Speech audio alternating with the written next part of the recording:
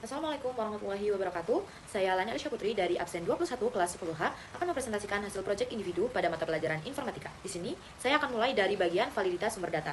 Saya mengambil tema pertumbuhan ekonomi Indonesia dengan judul berita Laju Pertumbuhan PDB menurut pengeluaran dalam bentuk persen tahun 2025. Kita mulai dari bagian akurasi. Data yang disajikan merupakan hasil perhitungan agregat dari komponen-komponen pengeluaran terukur dan melalui proses triangulasi data. Sumber datanya juga saya sudah cantumkan dalam link BPS tersebut. Untuk tingkat penilaian akurasi, saya memilih tingkat tinggi, karena data yang dipublikasikan oleh BPS sudah pasti memiliki tingkat akurasi yang tinggi. Proses pengolahan data dilakukan dengan sistem quality control yang ketat dan melalui tahapan verifikasi berlapis sebelum dipublikasikan. Kredibilitas data BPS tidak hanya diakui di tingkat nasional, tetapi juga menjadi rujukan lembaga internasional seperti Bank Dunia dan IMF dalam menganalisis perekonomian Indonesia. Lalu saya akan lanjut menjelaskan bagian yang kedua, yakni relevansi.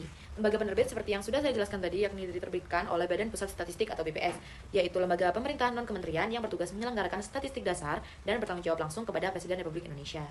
Penyaji datanya disajikan oleh BPS sebagai lembaga resmi pemerintah yang memiliki mandat hukum berdasarkan UU Nomor 16 Tahun 1997 tentang statistik. Latar belakang BPS sendiri merupakan lembaga pemerintahan non-kementerian yang bertanggung jawab langsung kepada Presiden, dengan kompetensi dan kewenangan dalam menyajikan data statistik nasional yang akurat dan terpercaya. Data ini sangat relevan karena menjadi acuan fundamental bagi pemerintah dan dalam evaluasi kebijakan fiskal dan moneter, sekaligus menjadi pedoman bagi pelaku usaha dalam menganalisis iklim investasi dan potensi pertumbuhan sektor-sektor ekonomi. Masuk pada bagian ketiga, yakni keandalan. Badan penerbit, yakni Badan Pusat Statistik atau BPS. Cara pengumpulan datanya, data dikumpulkan menggunakan pendekatan pengeluaran. BPS menggunakan metode hybrid, yakni menggabungkan survei berbasis sampel dengan data administratif berskala luas, seperti dari bea cukai. Lalu diseimbangkan untuk memastikan konsistensi sisi produksi dan pengeluaran. Untuk penanganan kesalahan pada data, yakni BPS memiliki mekanisme kualitas data dan dapat menerbitkan data revisi jika ditemukan ketidakakuratan, biasanya pada rilis triwulan berikutnya. Pada bagian keempat, yakni aktualitas. Waktu pembaruannya, data PDB ini diperbarui terakhir tanggal 5 November kemarin, 5 November 2025, dengan jangka waktu pembaruannya setiap 3 bulan atau triwulanan. Nah, di sini saya akan melanjutkan membahas mengenai teknik verifikasi sumber. Di sini saya sudah mencantumkan 3 berita yang terpercaya dan 3 jurnal atau artikel ilmiah. Dengan fenomena khusus yang saya ambil, yakni apakah benar pertumbuhan ekonomi Indonesia pada triwulan 2 2025 sebesar 5,12%, terutama didorong oleh PMTB dan konsumsi rumah tangga, bagaimana konsistensinya dengan indikator lain seperti PMI manufaktur. Di sini saya mencantumkan sumber berita dari Media Indonesia, Money Kompas, Metro TV News, dan jurnal dari UM Surabaya, dari jurnal Karnain, Muqaddimah, dan jurnal dari mesbogor.com. Nah, di sini saya akan menjelaskan lagi mengenai proyek informatika, kali ini proyek kedua, yakni flowchart program. Untuk permasalahannya, saya memilih permasalahan nomor 1, yakni sistem perhitungan volume bangunan. Nah, di sini flowchart saya menjelaskan yang pertama dari start, lalu lanjut ke tampilkan judul program, tanda kutip sistem perhitungan volume tabung. Yang ketiga, masukkan nilai jari-jari dan masukkan tinggi. Yang keempat, hitung volume tabung sama dengan Pi kali R kuadrat kali T. Lalu tampilkan hasil volume. Dan di sini ada pilihan, yakni tambah perhitungan ya atau tidak. Jika tidak menambah perhitungan, maka selesai atau N. Jika menambah perhitungan, maka kembali lagi ke masukkan jari-jari atau masukkan jari-jari dan tinggi tabung.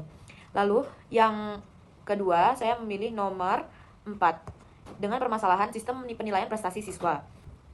Di sini flowchart saya sudah menjelaskan, dimulai dari pertama start, lalu yang kedua masukkan nilai akademik, nilai kedisiplinan, dan nilai ekstrakurikuler. Lalu hitung nilai akhir sama dengan nilai akademik dikali 0,6 ditambah nilai kedisiplinan dikali 0,2 ditambah nilai ekstrakurikuler dikali 0,2. Lalu nilai akhir sama dengan 90, itu pilihan. Apakah nilai akhir sama dengan 90? Sama dengan lebih dari 90? Kalau iya, maka tampilkan hasil sangat baik. Lalu jika tidak, maka pemilihan lagi, apakah nilai akhir lebih dari sama dengan 75?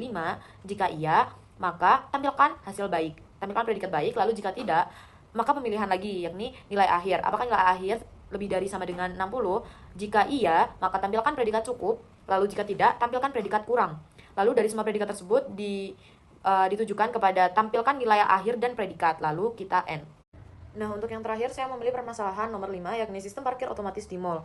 Di sini saya membuat flowchart dengan yang pertama diawali dengan start, lalu input lama parkir dalam satuan jam, lalu akan ada decision pemilihan apakah lama parkir lebih dari sama dengan 2 jam. Jika ya, maka biaya sama dengan Rp5.000, dan jika tidak, maka akan ada rumus, yakni biaya sama dengan 5.000 ditambah dalam kurung lama dikurangi 2 dikali 20 dikali 2.000. Lalu lanjut, dua-duanya tadi akan mengarah kepada decision lagi, apakah biaya lebih dari 20.000, maka yang biaya 5.000 tadi pasti ke decision yang hasilnya yang tidak. Lalu jika biaya lebih dari 20.000, jika ya, maka hitung diskon 10%, biaya akhir sama dengan biaya dikali 0,9. Jika tidak, biaya akhir sama dengan biayanya. Lalu, dua hasil decision tadi mengarah lagi ke tampilkan total biaya dan informasi diskon. Dan the end. Nah, sekian presentasi project individu yang dapat saya sampaikan. Kurang lebihnya saya mohon maaf dan terima kasih sudah mendengarkan. Wassalamualaikum warahmatullahi wabarakatuh.